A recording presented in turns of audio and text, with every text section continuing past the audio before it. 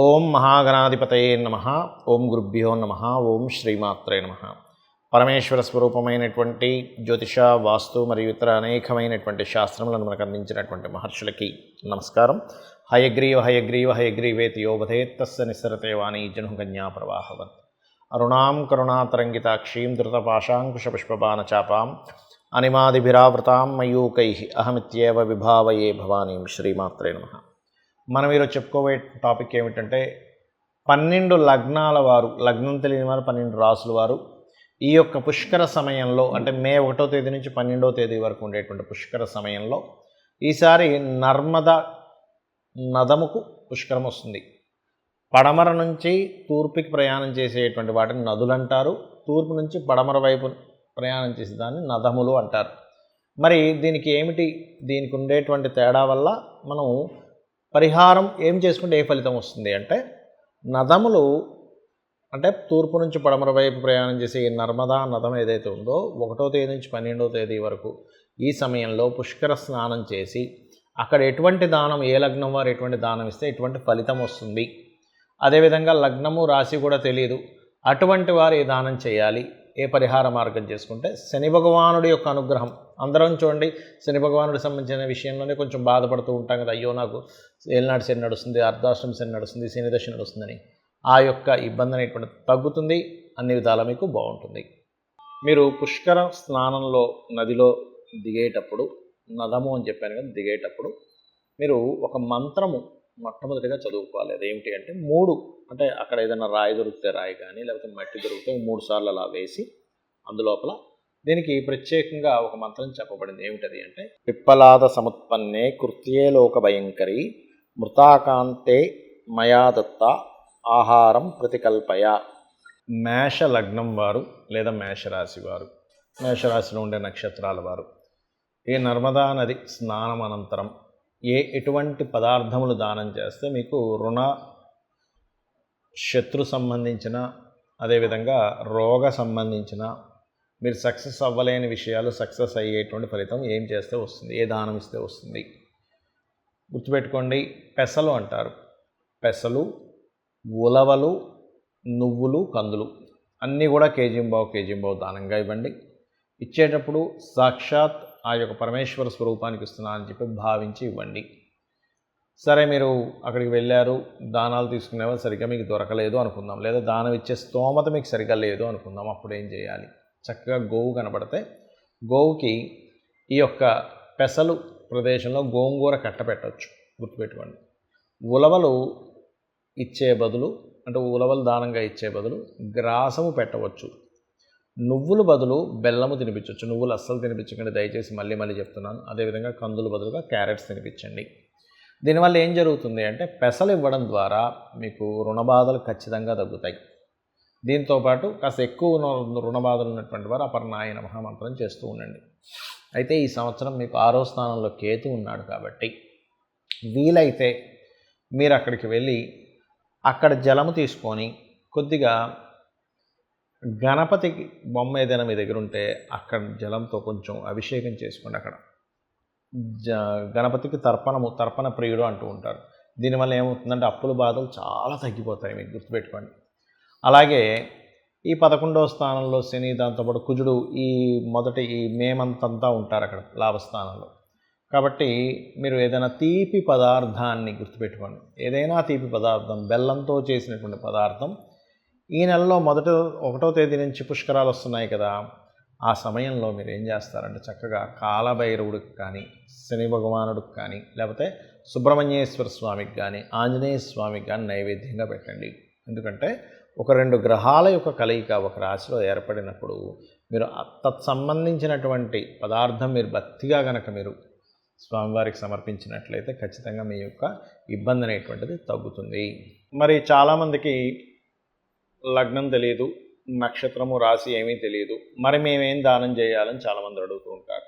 పుష్కర సమయంలో అసలు మొట్టమొదటిగా పుష్కరాలు వచ్చినప్పుడు ఎందుకు వెళ్ళాలి అంటే, పుష్కర సమయంలో వచ్చినటువంటిది ఏదైతే ఆ నదీ ప్రవాహం ఉంటుందో దానికి రోగాలు తగ్గించేటువంటి గుణం ఉంటుంది. గుర్తుపెట్టుకోండి, మన పాపముని హరింపజేసేటువంటి గుణం ఉంటుంది. గురువు ఒక రాశిలోకి సంచారం జరిగేటప్పుడు ఆ యొక్క నది లేదా నదముకి పుష్కరం వచ్చినప్పుడు పర్టికులర్గా మనకి ఆ 12 రోజులు కూడా విశేషంగా అక్కడ మహర్షులు, యక్షులు, గంధర్వులు, దేవతలు వచ్చి స్నానం చేస్తారట.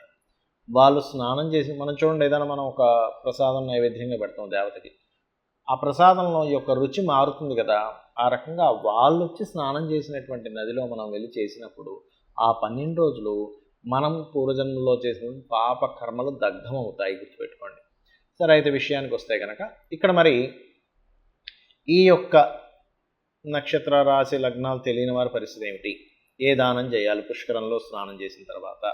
ఈ సంవత్సరం ప్రత్యేకంగా మనకి ఈ నామం, ఈ యొక్క సంవత్సరం పేరు కూడా క్రోధినామ సంవత్సరం కాబట్టి అనవసరమైన గొడవలు ఏమీ రాకుండా ఉండడానికి అందరూ కూడా నువ్వులు, తెల్ల నువ్వులు లేదా నూనె లేనట్లయితే కందులు, ఈ మూడింటిని దానం కనుక చేసినట్లయితే అద్భుతంగా ఉంటుంది. దీంతోపాటు ఉలవలు కూడా దానం చేసినట్లయితే ఎటువంటి ఆటంకములు రావు. అయితే చాలామంది ఏమండి నేను ఇది ఎక్కడ దానం చేయాలి, ఎవరికి దానం చేయాలని కూడా అడుగుతుంటారు. దానం అనేటువంటిది పురోహితుడికి ఇవ్వాలి అనేటువంటిది తెలియదు చాలామందికి. కాబట్టి మీకు ఆలయంలో, అక్కడ దగ్గరలో ఉండే ఆలయంలో పురోహితుడికి దానంగా ఇవ్వచ్చు. అయితే ఇక్కడ కొన్ని ప్రదేశాల్లో దానం ఇవ్వడానికి పురోహితులు దొరకరు, ఆలయాలు ఉండవు. మరి అలాంటప్పుడు ఎలాగా? నువ్వులు ప్రదేశంలో బెల్లము, అదేవిధంగా కందులు ప్రదేశంలో క్యారెట్లు, కందులు బదులుగా, అదేవిధంగా ఉలవలు బదులుగా ఆ యొక్క గ్రాసము గనక గోవుకి తినిపించినట్లయితే, అందులో ముఖ్యంగా దేశీవాలి గోవుకి ఈ పుష్కర సమయంలో తినిపించినట్లయితే, ఈ 12 రోజుల్లో తినిపించినట్లయితే ఖచ్చితంగా మీకు ఉన్నటువంటి పాపకర్మ తొలగుతుంది. అదేవిధంగా మరొక విషయం ఏంటంటే, ఈ దానము ఈ పుష్కర సమయంలో ఆ నదీ ప్రవాహం దగ్గరికి వెళ్ళి స్నానం చేసుకుని వచ్చిన తర్వాత చక్కగా ఇందాక నేను చెప్పిన మంత్రం ఉంది, మొదట్లో చెప్పాను, పిప్పలాద సముత్పన్నే అనేటువంటిది, ఆ మంత్రం చేసుకొని స్నానం చేసుకున్న తర్వాత బయటకు వచ్చి కూర్చున్న తర్వాత చక్కగా మీరు నదీ ప్రవాహం దగ్గర కనుక, అంటే లోపల కూర్చొని కాదండి, బయట కూర్చొని కనుక, ఎవరికైనా అప్పులు ఉన్నాయి బాగా, ఏమంటే మాకు బాగా అప్పులు ఉన్నాయండి, అప్పులు దొరకట్లేదు, ఎందుకంటే నదీ ప్రవాహం దగ్గర చేసే జపముకి ఎక్కువ ఫలితం ఉంటుందట. ఓం అపర్ణాయై నమః అనే మంత్రం చేయండి. అలా కాదండి, మాకు ధన సంబంధించిన విషయం విపరీతమైన స్ట్రెస్ ఉంది, ఓం నవవిద్రుమ బింబస్త్రీ న్యక్కారి రదనచ్చదాయే నమః అనేటువంటిది చేయండి. లేదా ఓం సంపత్కరీ సమారూఢ సింధుర వ్రజసేవితాయ నమః చేసుకోవచ్చు. కొంతమందికి అనారోగ్యం ఉంటుంది, నదములు గనక వెళ్ళి స్నానం చేసినట్లయితే, ఇప్పుడు నర్మదా నదము కదా, స్నానం చేసినట్లయితే 100% అక్కడ అంటే ఆ యొక్క నదీ ప్రవాహంలో చేసిన స్నానం వల్ల అనారోగ్య సమస్యలు ఖచ్చితంగా తొలగుతాయి. ఎందుకంటే పడమర వైపు ప్రవహించేటువంటిది కాబట్టి ఇది. అలాగే ఇప్పుడు అనారోగ్య సమస్యలతో ఉండేటువంటి వారు ఏ మంత్రం చదువుకోవాలి అక్కడ కూర్చొని అని చెప్పి చూసుకున్నట్లయితే, ఓం సర్వవ్యాధి ప్రశమని సర్వమృత్యు నివారణి అగ్రగణ్య చింత్య రూప కలికల్మషనాశిని అయి నమః చేసుకోవచ్చు. ఎంతసేపు చేయాలి? ఒక అరగంట, గంట, మీ ఇష్టం అండి. అక్కడ కూర్చొని నాకు ఒక 2-3 గంటలు టైం దొరికింది హ్యాపీగా అనుకుంటే చేసుకోవచ్చు. దీనివల్ల మీకు రూపాయి ఖర్చు అయ్యేదేమీ లేదు. చక్కగా మీకు మీరే దైవ ధ్యానం చేసుకోవడం ద్వారా మీ యొక్క ఇబ్బందులను తొలగించుకోగలుగుతారు. అలాగే కొంతమందికి ఉద్యోగం రాదు, అలాంటి వారు లలితా సహస్రనామాల్లో ఓం శ్రీమాత శ్రీ మహారాజ్ని శ్రీమత్ సింహాసనేశ్వరి నమః, అదేవిధంగా ఓం మాణిక్య మకుటాకార జానుద్వయ విరాజితాయై నమః చేసుకోవచ్చు. ఖచ్చితంగా ఇది పనిచేస్తుంది. పనిచేసిందని చాలామంది నాకు ఫోన్ కాల్స్ రూపంలో, మెసేజ్ రూపంలో చెప్పడం జరిగింది, కొన్ని వందల వేల మంది. అదంతా అమ్మవారి అనుగ్రహం, మన గొప్పతనం కాదు. ఇది చేయండి. ఏమైనా నదికి వెళ్ళలేకపోతున్నాము, నర్మదా నదం దగ్గరికి వెళ్ళలేము, మా దగ్గర అంత ధనము లేదు, మరి ఏం చేయాలి? ఎందుకంటే కొంతమందికి పాసిబిలిటీ ఉండదు, కానీ పాసిబిలిటీ ఉంటే వెళ్ళండి. వెళ్ళలేని స్థితిలో ఉన్నవారు ఒకటే గుర్తుపెట్టుకోండి, ఇంట్లో ఉండేటువంటి ఇంట్లో మనకి పైపు, మన బకెట్లోనో లేకపోతే షవర్లో నుంచో వాటర్ తీసుకొని నర్మదా నదముగా భావించి భక్తి శ్రద్ధలతో మీరు కనుక ఇలా పట్టుకొని స్నానం చేసినట్లయితే కూడా ఖచ్చితంగా ఆ ఫలితం వస్తుంది. అలా నదుల దగ్గరికి వెళ్ళొద్దని నేను చెప్పట్లేదు, ఖచ్చితంగా వెళ్ళాలి, ఖచ్చితంగా చేసుకోవాలి. కొంతమంది వెళ్ళలేని స్థితిలో ఉంటారు, ఇంట్లో వాళ్ళు పంపించరు, కొన్నిసార్లు ఇంట్లో వాళ్ళు గొడవ చేస్తారు, ఇప్పుడు నదం దగ్గరికి వెళ్ళాల్సిన అవసరం ఉంది. ఇటువంటి వారు ఇలా కూడా చేయవచ్చు, గుర్తుపెట్టుకోండి. అదేవిధంగా ఈ సమయంలో అభిషేకాలు చేసుకోవడం కానీ, పుష్కరాల సమయంలో హోమాలు చేయడం కానీ, దైవకార్య సంబంధించినవి చేస్తే అధిక ఫలం వస్తుంది అని చెప్పబడిన శాస్త్రంలో. కాబట్టి ఇవి చేసుకొని మీరు మీ యొక్క జీవితాన్ని తరింపజేసుకుంటారని కోరుకుంటూ శ్రీమాత్రే నమః.